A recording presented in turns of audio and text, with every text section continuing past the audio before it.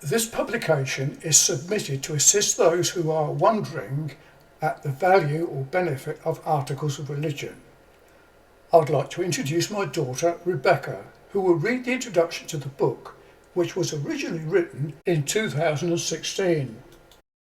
Articles of religion or confessions of faith are used to inform others of what a church or religious society believes.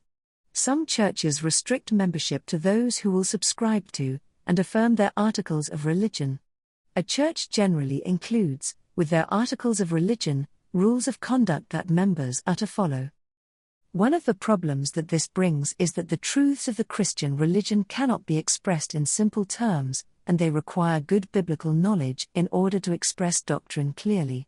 Which means a person relatively new to the Christian faith, who does not have extensive biblical knowledge, could not in conscience affirm, or subscribe to, complex theological points of doctrine.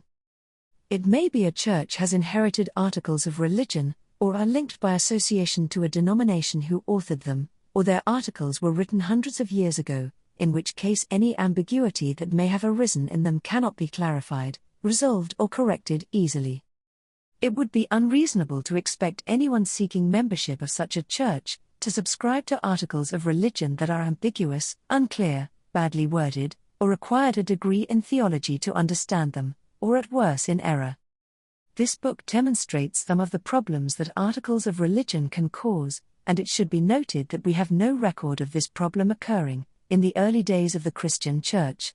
Those whom the Lord added to the Church were such that should be saved, and we have no evidence that they were required to subscribe to any of the confessions of faith, or articles of religion, that we are about to look into.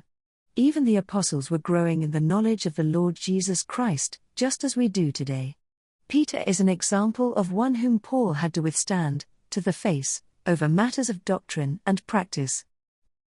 There have been numerous creeds developed since the early days of the Christian religion, such as the Apostles' Creed and the Nicene Creed, in the 5th century.